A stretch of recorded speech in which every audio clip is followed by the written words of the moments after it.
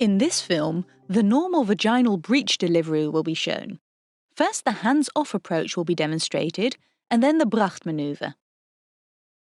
These maneuvers may be performed during the delivery of a fetus in the frank breech presentation and complete breech presentation. Take note that a footling presentation will usually be delivered by caesarean section.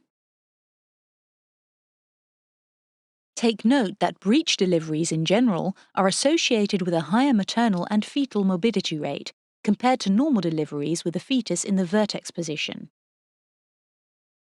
It is advised to notify the operative team before a breech delivery is attempted, since a caesarean section may have to be performed if there is inadequate progression or fetal distress.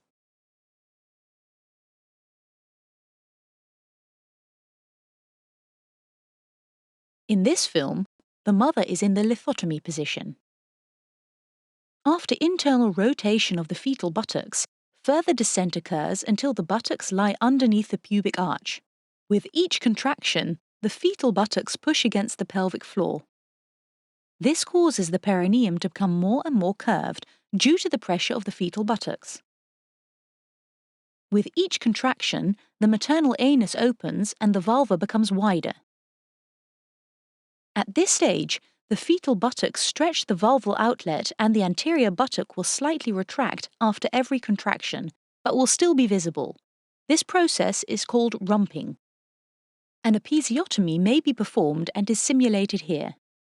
Take note that some gynecologists prefer not to perform an episiotomy routinely, since it may cause the fetal sacrum to rotate posteriorly. This is thought to be caused by the decreased posterior vaginal resistance after an episiotomy. After the anterior buttock is delivered, the anus and posterior buttock are delivered.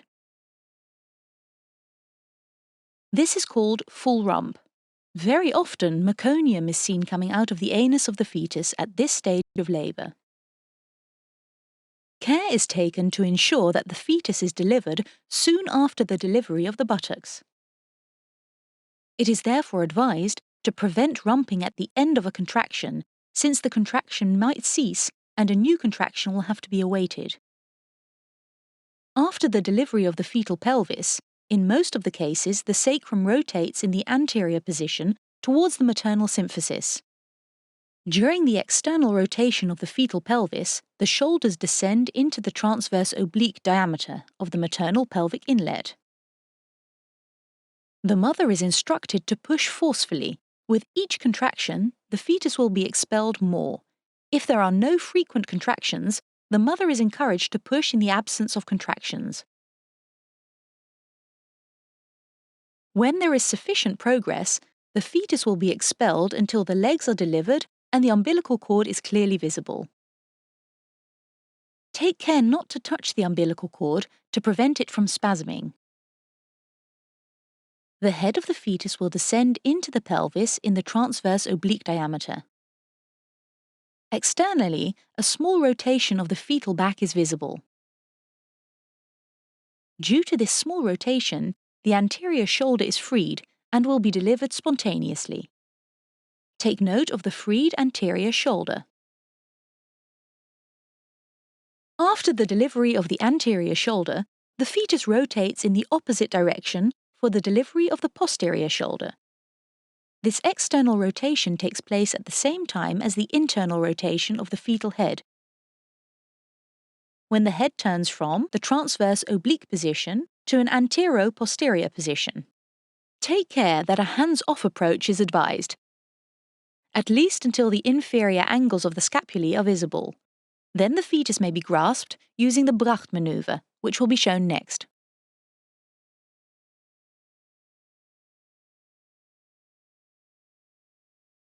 When the inferior angles of the scapulae are visible, the breech may be delivered according to the Bracht maneuver. With the Bracht maneuver, shoulders, arms and head are delivered in one motion. The fingers of the healthcare professional grasp the iliac crest, except for the thumbs, which are placed parallel to both femurs. For extra grip, a towel may be placed between the fetus and the healthcare professional's hands. This is not used in this film, however. Take note of the grip used in the Bracht maneuver, with the thumbs parallel to the femurs and the other fingers on the iliac crests. The fetal pelvis, buttocks, and femurs may also be grasped before the legs are delivered in order to maintain the mosaic structure of the arms, legs, and chin.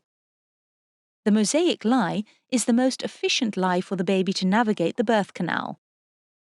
If this mosaic lie gets disturbed, the fetus may raise the arms, which will further complicate the delivery. The fetus is guided sacrally in the direction of the pelvis axis, while taking care not to apply any traction to the head until the arms are delivered and the posterior hairline is visible.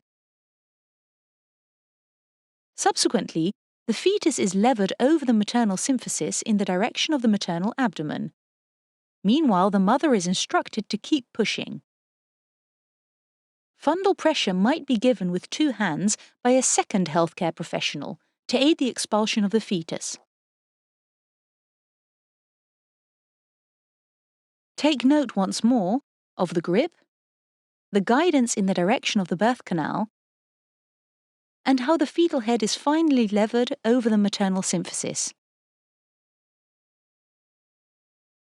The Bracht maneuver fails if there is no progression 1 minute after grasping the fetus and starting the Bracht maneuver. Then a partial breech extraction will need to be performed, with additional maneuvers to deliver the arms and the head of the fetus. For a more detailed elaboration of this, refer to the course Vaginal Breech Delivery, Delivery of the Arms, and Vaginal Breech Delivery, Delivery of the Aftercoming Head.